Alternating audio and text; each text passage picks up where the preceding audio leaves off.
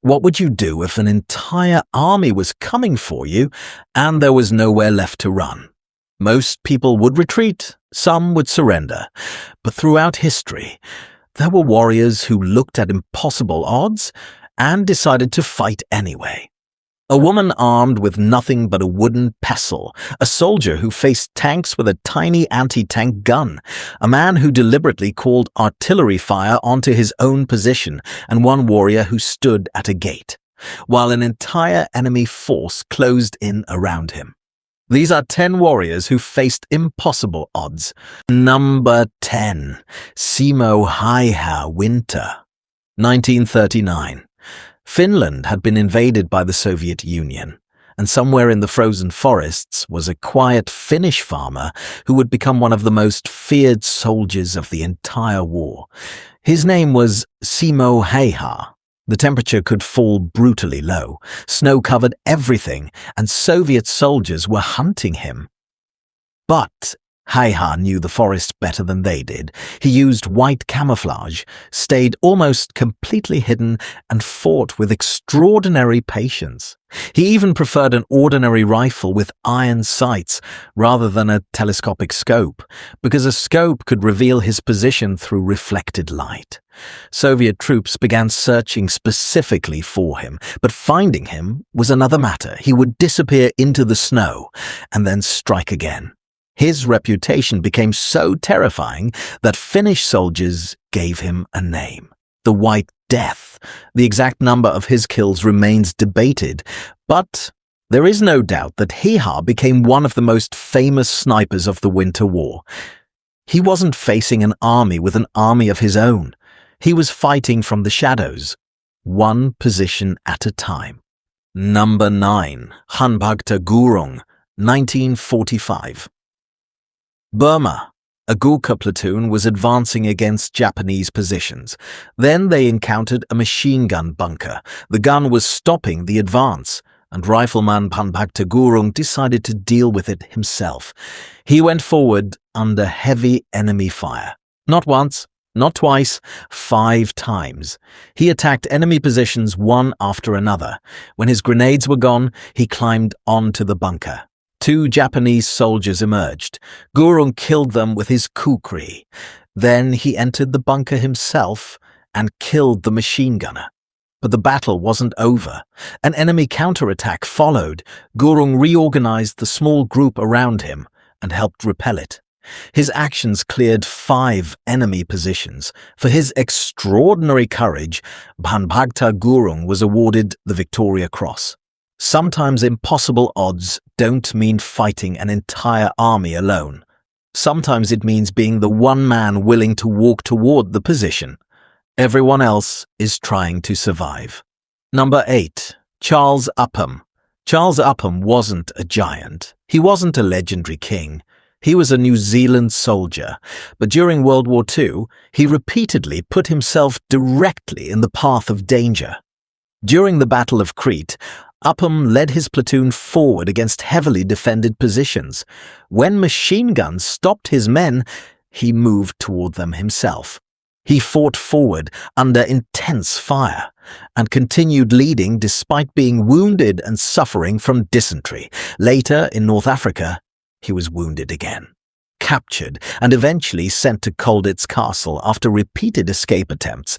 His courage was so extraordinary that he became one of only 3 people ever awarded the Victoria Cross twice, and the only combat soldier among them. Upham wasn't simply surviving impossible situations, he kept going back into them again and again and again. On number 7, Alvin York. October 8th, 1918, France. Corporal Alvin York's platoon was pinned down by German machine gun fire. Several American soldiers were already casualties. York took command of 7 men. Then he moved toward the machine gun position. What happened next sounds almost impossible. York's small group attacked the position and captured 4 German officers and 128 German soldiers. York's marksmanship played a major role in forcing the German troops to surrender. By the end of the action, multiple machine gun positions had been neutralized. York later became one of the most famous American soldiers of World War I and received the Medal of Honor. But perhaps the strangest part of his story is this. York had originally been deeply opposed to fighting. He wasn't looking for glory. But when his men were in danger, he stepped forward. And suddenly, one reluctant soldier was leading a small group against a vastly superior enemy force. Number 6. Onak Obava. Imagine hearing enemy soldiers entering your fortress and realizing there is only one person standing between them and the people inside. 18th century Chitradurga. A force belonging to Hyder Ali was attempting to enter the fort through a narrow opening in the rocks. The opening was so small that soldiers had to pass through one at a time. And then came Onake Obava. She was not carrying a sword. She was not wearing armor. She had a wooden pestle, an onake. Obava positioned herself beside the opening. As each soldier emerged, she struck. Then she moved the body aside. Another soldier appeared. She struck again and again. According to the traditional account, she continued until her husband returned and the alarm was raised. Her actions helped prevent the immediate penetration of the fort, but the story ended tragically.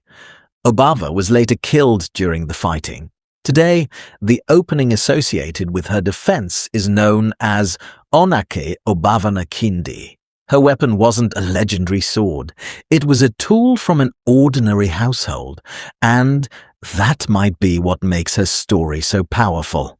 Number 5. Abdul Hamid, September 10th, 1965, Punjab. Across the battlefield came something terrifying. Pakistani Patton tanks. Company quartermaster Havildar Abdul Hamid was operating a detachment equipped with a 106mm recoilless anti-tank gun. He didn't have a tank of his own. He didn't have heavy armor protecting him. He had a relatively small weapon mounted on a jeep and enemy tanks coming toward him. Hamid moved into a firing position. He knocked out the leading tank. Then he changed position. Another tank, then another. The enemy tanks began concentrating their fire on him, but he kept fighting. Eventually, while engaging another tank, Hamid was mortally wounded. He was posthumously awarded India's highest military decoration, the Param Veer Chakra. His story became one of the defining acts of bravery of the Battle of Asal Uttar. Because sometimes impossible odds don't mean 10,000 soldiers. Sometimes it's a man in a jeep staring down a tank. Number 4. John Fox, December 26th, 1944. Somma-Colonia, Italy. German forces had overwhelmed much of the town. American infantry were forced to withdraw, but Lieutenant John Fox stayed behind. His job was to direct artillery. From inside a building, he watched German soldiers moving closer. He called for artillery fire. The Germans continued advancing, so Fox adjusted the artillery closer and closer until the shells were practically on top of his own position. He was warned. The next adjustment could kill him.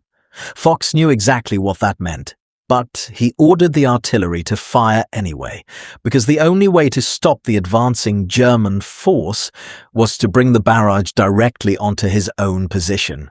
When Allied forces retook the town, Fox was found dead. His decision helped delay the enemy advance long enough for American forces to reorganize. He knew the order would probably kill him. He gave it anyway. Number 3. Diprasad Pun, September 2010, Afghanistan. Gurkha soldier Diprasad Pun was on sentry duty at a small compound. Then he realized something was terribly wrong. Taliban fighters were attacking, and he was surrounded.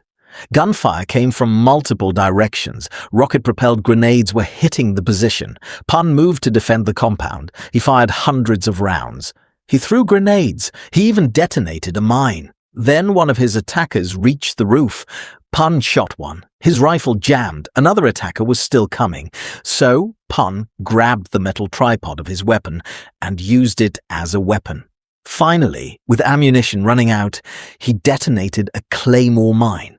The attackers withdrew. The soldiers inside the compound survived. Pun later received the conspicuous Gallantry Cross. His official citation emphasized that he repeatedly moved toward the attackers to find better positions from which to fight. He later said he thought he was going to die, but he kept fighting anyway. Number 2. Leo Major, April 1945. The Dutch city of Zwolle was still occupied by German forces. Canadian soldier Leo Major entered the area on a reconnaissance mission with Corporal Welly Arsenault. Then Arsenault was killed. Major was suddenly alone. He could have returned. Instead, he went into the city, alone. Major opened fire and used grenades to make the Germans believe they were facing a much larger Canadian force. He worked with the Dutch resistance. German troops began abandoning positions. Major took prisoners and continued moving through the city. By morning, the German forces had withdrawn from Zwolle. Major had helped liberate the city almost single-handedly. He received the Distinguished Conduct Medal for his actions, and this wasn't even the only time he did something extraordinary.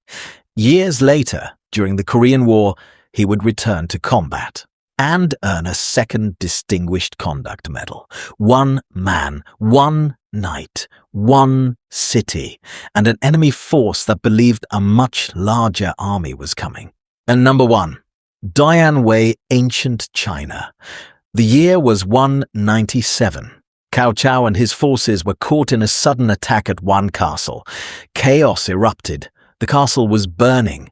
Soldiers were attacking from multiple directions. Cao Cao needed to escape, and someone had to hold the enemy back. That someone was Dianwei. Dianwei was Cao Cao's personal bodyguard, but now he became the rear guard. According to historical accounts, Dianwei had only a small number of men with him. The enemy was coming from multiple directions. His weapons were eventually lost. He kept fighting. He was struck repeatedly, wounded, surrounded. But he refused to move because every second he bought gave Cao Cao more time to escape. Eventually, Dianwei was killed, but the delay had served its purpose. Cao Cao escaped. Dianwei didn't win the battle. He didn't survive. But he accomplished something more important to the people he was protecting. He bought them time with his life, and that's what makes his story different. Sometimes facing impossible odds isn't about believing you can win. Sometimes you fight because someone else needs you to hold the line. Across thousands of years, these warriors lived in completely different worlds, different countries, different weapons, different wars, but they all faced the same question. What do you do when the odds are against you? Some fought with rifles, some with grenades, one fought with a wooden pestle, another faced tanks with a recoilless gun, and one simply stood at a position, knowing he probably wouldn't walk away. Maybe courage isn't the absence of fear. Maybe courage is knowing exactly how impossible the situation is and choosing to stand anyway. Which of these warriors do you think faced the most impossible odds? And if you enjoy stories like these, subscribe. Because history is full of people whose stories sound impossible but actually happened.